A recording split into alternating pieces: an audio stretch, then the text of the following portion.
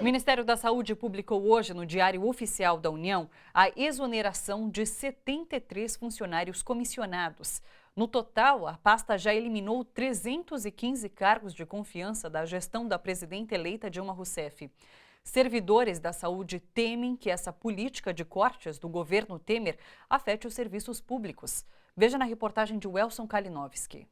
As exonerações dos 73 trabalhadores do Ministério da Saúde foram publicadas no Diário Oficial desta quinta-feira e seguem uma tendência desde que o governo interino assumiu o Palácio do Planalto. Nos últimos 2 meses e meio, além das demissões, também foram eliminados ministérios. O Sindicato dos Servidores Públicos Federais afirma que as medidas causam retrocessos aos serviços prestados à população. Na Previdência, é no Ministério da Cultura, é na Saúde e, em geral, são de profissionais qualificados que atendem, que gerem, que conseguem aplicar uma política que desenvolve o país, que traz ganhos para a população. Porque são pessoas, em geral, qualificadas de alguns anos de experiência. O Sindicep denunciou ainda que diversos órgãos governamentais e secretarias também são alvos dos cortes de comissionados. Tudo realizado em sigilo. No Instituto Nacional de Seguridade Social, 52 cargos de confiança já foram eliminados. No dia 25 de junho último, quase todos os diretores do INSS, pessoas altamente qualificadas, servidores efetivos da casa, foram exonerados pelo Diário Oficial da União, sem o menor respeito. Passado agora mais de um mês, apenas um desses diretores foi substituído. A casa hoje encontra-se numa situação de quase que abandono. E também nesta quinta-feira, uma carta manifesto assinada por entidades e sindicatos de trabalhadores do setor de cinema e audiovisual foi endereçada ao ministro da Cultura, Marcelo Calero. O protesto é contra a exoneração publicada ontem de 81 trabalhadores comissionados da pasta, incluindo toda a cúpula da Cinemateca Brasileira. No manifesto, as entidades afirmaram que estão perplexas com as demissões de pessoas que durante mais de uma década ajudaram a estabelecer um padrão de excelência mundial à instituição.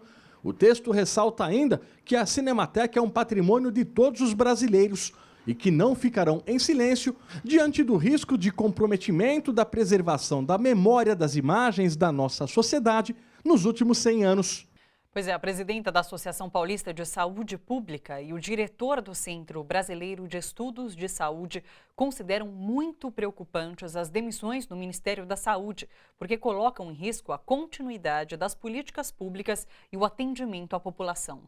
É mais um passo para o desmonte, né? O que aconteceu hoje com essas exonerações já vem acontecendo, na verdade, a conta-gotas de todo esse processo, todo esse tempo que o ministro ilegítimo está lá, agora no comando da pasta da saúde, o Ricardo Barros, e vem colocando para fora o corpo técnico qualificado do Ministério da Saúde para ir colocando os seus apadrinhados e fazendo todo o que a gente chama de curral, né? Eu acho que isso vem num processo de desmonte do Ministério da Saúde e que está relacionado diretamente ao momento que a gente vive de um governo ilegítimo e que vem produzindo uma aposta que nitidamente não é a de uma implantação de uma política pública financiada por impostos que garanta direitos à saúde, que é o SUS, né? A hora que o ministro coloca que o SUS gasta muito dinheiro, que é muito grande, né, para a sua necessidade, ou mesmo que exonera esta quantidade de pessoas dizendo que é um aparelhamento do Estado e que não há necessidade, são pessoas que de alguma forma coordenam políticas públicas, setoriais, etc., que pode ter uma descontinuidade muito grande. As políticas vão ficar travadas, repasse para o município pode ficar travado, as políticas vão desacelerar, muita coisa que estava caminhando parou, agora muita coisa está em compasso de espera e a gente sabe que em saúde nada pode ficar em compasso de espera, né? Porque um compasso de espera no setor de saúde significa gente morrendo dentro de UTI, gente morrendo fora dos hospitais, gente sem acesso à medicação.